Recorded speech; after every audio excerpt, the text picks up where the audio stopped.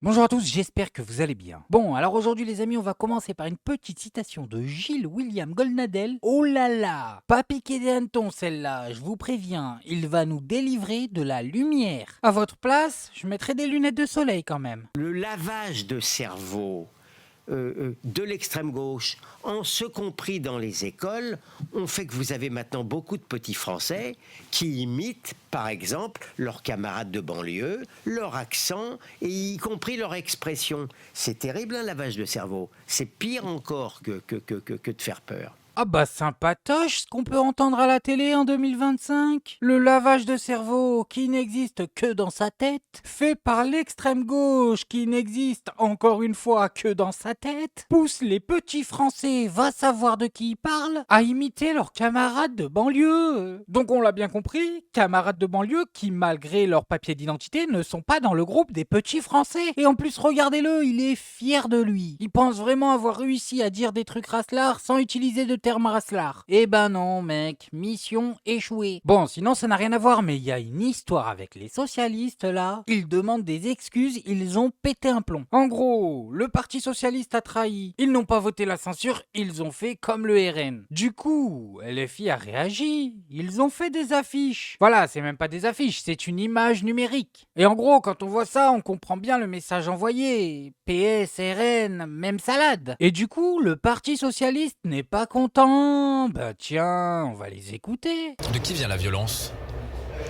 Écoutez, en tout cas, hier soir, on a vu des visuels qui mettaient dos à dos le Rassemblement national et le PS. C'est pas possible. C'est absolument impossible. Nous nous sommes toujours opposés à la méthode macroniste qui était de dire FI, RN, c'est la même chose. Non, ce n'est pas la même chose. On ne peut pas reprendre la même méthode avec un de nos partenaires. Ce n'est pas possible, ce n'est pas acceptable. À aucun moment, le RN peut être comparé à un parti républicain. Donc ça, elle vous choque ces affiches oui, publiées par la France Insoumise et sur lesquelles on voit dos à dos oui, le PS et le Rassemblement national ? C'est pas acceptable. En fait, il faut. On a eu un vote différent. C'était pas n'importe quel vote. C'était un vote sur la censure. Le groupe écologiste et social a voté la censure. Le PS ne l'a pas fait. Nous avons un désaccord. Mais en fait, on ne peut pas arriver à un point de non-retour.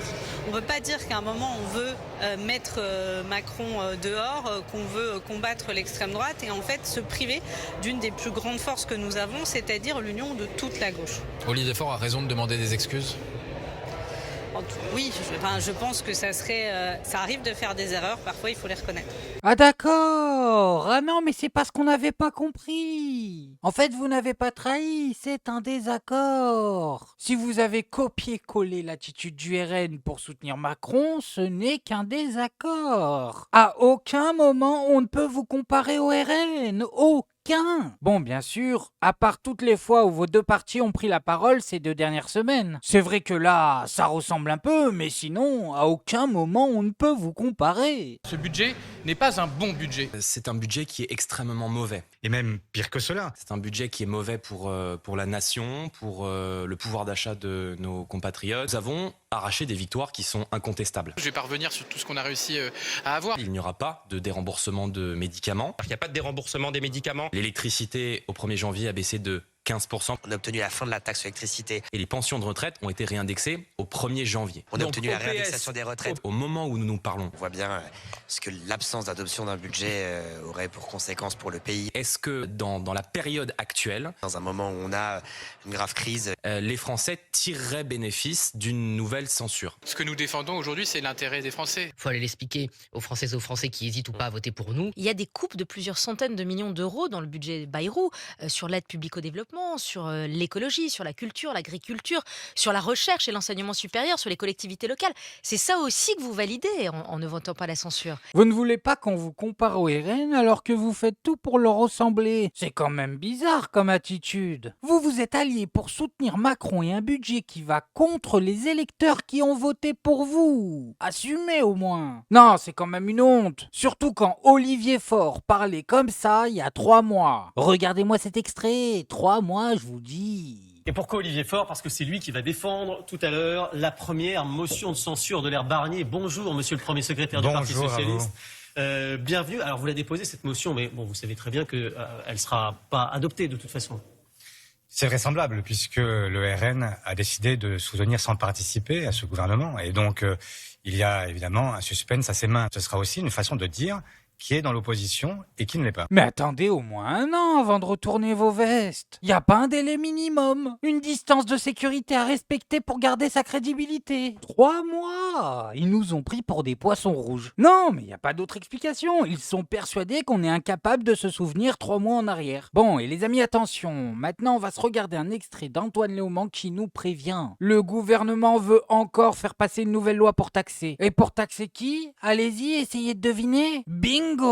Ceux qui sont tout en bas de l'échelle. Si vous êtes apprenti ou que vous connaissez des apprentis, écoutez bien ce que je vais vous dire parce qu'il y a une dinguerie qui arrive lundi dans le budget à l'Assemblée nationale. Le gouvernement a décidé que désormais, tous ceux qui ont plus de 18 ans allaient être soumis à la CSG et la CRDS. C'est-à-dire, si vous êtes payé un peu plus de la moitié du SMIC, ce qui est le minimum légal, vous allez devoir payer 23 € de taxes par mois sur votre salaire. Évidemment, si vous êtes payé plus cher, vous allez payer plus de taxes. Donc, c'est une baisse de pouvoir d'achat pour tous ceux qui sont apprentis. Cette baisse de pouvoir d'achat, elle est censée faire économiser 360 millions d'euros. Mais en réalité, il y a des gens qui n'ont pas payé leur juste part d'impôt, les riches, les Bernard Arnault et compagnie. Eux, ils ne payent pas leur juste part d'impôt. Et aujourd'hui, une fois encore, M. Macron veut faire reposer l'effort sur les plus pauvres, sur ceux qui sont en apprentissage et qui sont trop mal payés. D'ailleurs, je le dis à cette occasion. Il faut se mobiliser sur ce sujet parce que c'est lundi que ça passe à l'Assemblée. Et lundi, on peut censurer le gouvernement et censurer ce budget, mais pour ça, il faut se mobiliser.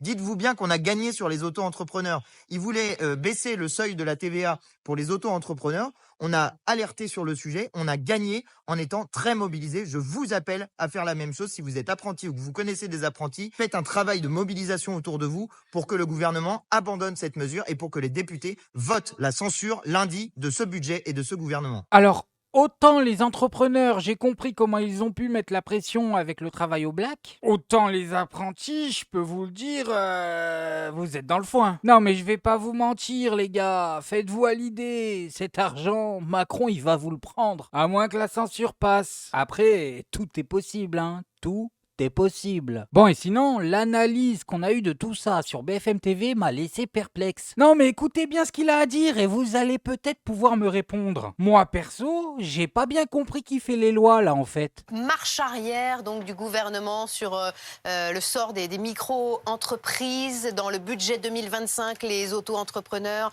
voyaient leur seuil d'exemption de TVA abaissé à 25 000 € de chiffre d'affaires annuel. C'est terminé pour le moment, c'est suspendu, c'est ce qu'Éric Lombard a annoncé hier soir, le ministre de l'économie. Mais il va y avoir des concertations. Ça va revenir donc? Non, je suis sûr que ça ne revient pas, je suis sûr que c'est fini. Il fallait pas le faire, ils l'ont fait, ils n'ont pas voulu que ça se voie, ils se sont plantés, concertation pour pas totalement capituler. Je suis sûr que c'est totalement terminé. C'est assez régulier que dans les lois de finances, il y ait des trucs qu'on glisse discretos. Et c'est vrai que moi, je suis un peu tombé de ma chaise cette semaine. Et puis j'ai réalisé que nos confrères des Échos, nos confrères du Figaro Économie, de l'Opinion, personne n'avait vu l'histoire qui concerne quand même 250 000 auto-entrepreneurs et doit rapporter 800 millions d'euros en année pleine. J'ai regardé cette nuit le site portail des auto-entrepreneurs, bien renseigné, c'est leur job. Ils ont publié le 4 février. Le lendemain du 49.3. Tout a été fait pour que ça ne se voit pas. Je ne sais pas qui a pondu le truc. C'est habile, hein, 800 millions d'euros, clac, clac, clac, ni vu ni connu, joli. Donc, au moment où je vous parle, si vous vendez un service, vous payez la TVA au-delà de 37 500 € de chiffre d'affaires. Et si vous vendez un produit ou si vous faites de l'hébergement en tant qu'auto-entrepreneur, vous payez toujours la TVA au-dessus de 85 000 €. On a créé ce statut pour qu'il soit simple, on s'apprêtait à le rendre complexe. Qu'est-ce qui allait se passer pour un auto-entrepreneur? Je me prends 20% de TVA, j'augmente mes prix. Ou alors, j'arrête de déclarer, j'arrête d'être auto-entrepreneur et je fais ça sous la table. Mais pardon Nicolas, à un moment, enfin on va savoir qu'il y a eu cette idée. Non. C'est vrai? Non, parce que c'est hyper complexe, la construction d'un budget, la rédaction. Ça se fait pas sous le contrôle des politiques quand même? Si, mais il arrive qu'on glisse. Enfin, je me souviens, Christian Ecker qui glissait nuitamment quelquefois des amendements sous François Hollande, à tel point que les patrons de Bercy n'étaient pas au coup. Il était à Bercy, mais vous aviez Thierry Mandon, Emmanuel Macron et Michel Sapin à l'époque qui découvraient des trucs dans la journée qui étaient passés en pleine nuit. Il arrive que des fédérations professionnelles rédigent carrément des amendements prêts à l'emploi. Clac, clac, clac.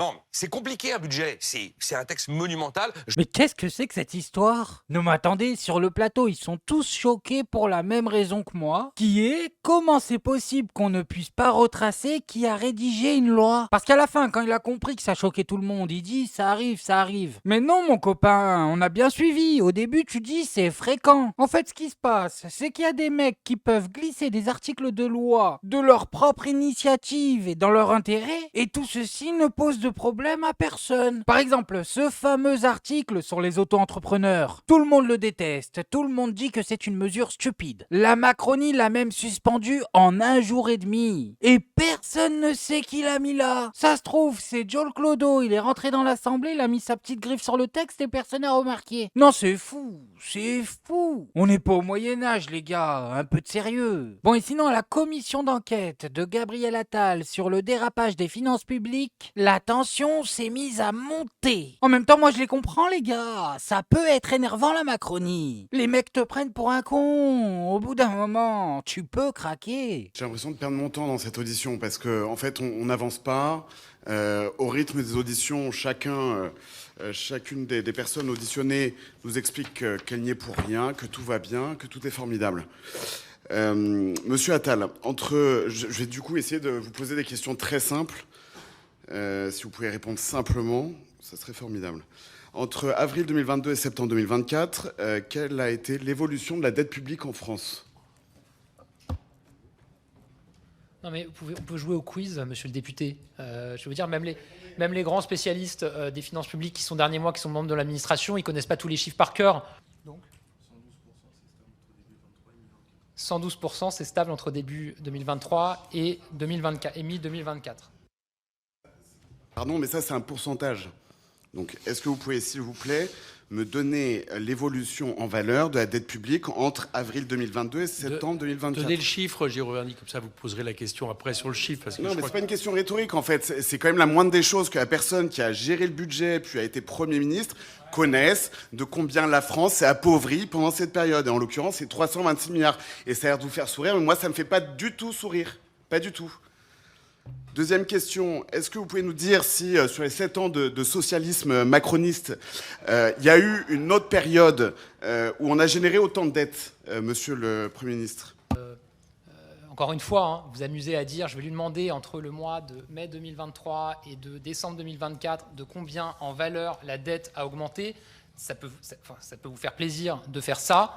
Ça peut vous faire plaisir de m'entendre vous dire que j'ai pas le chiffre de tête, de montrer que les membres de l'administration qui sont les spécialistes de ces questions n'ont pas le chiffre de tête. En fait, vous n'avez répondu à aucune question. Donc en fait, vous expliquez qu'il y a eu un beau respect dans cette audition. C'est pas vrai. Vous avez systématiquement contourné les questions.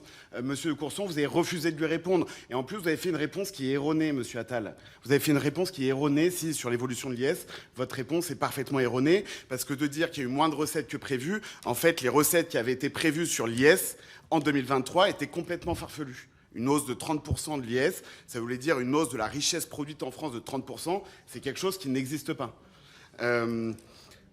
Oui, est-ce que vous pouvez écouter au moins quand je vous parle, parce que vous parlez de respect, c'est pas très respectueux de pas écouter. Bravo, mais ça se voit dans votre bilan d'ailleurs, 326 milliards de dettes, vraiment, vous avez bien fait 2 choses en même temps, bravo, félicitations. Posez votre question sur...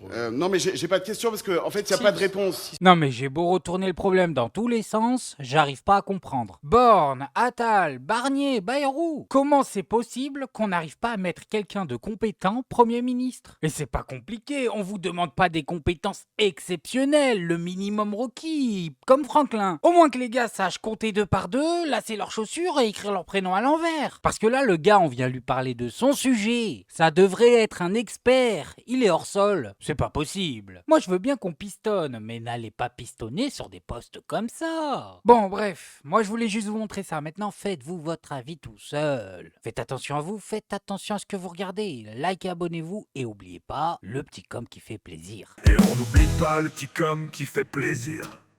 Non, le petit com qui fait plaisir. On n'oublie pas le petit com qui fait plaisir. Non, non, celui-là on l'oublie pas.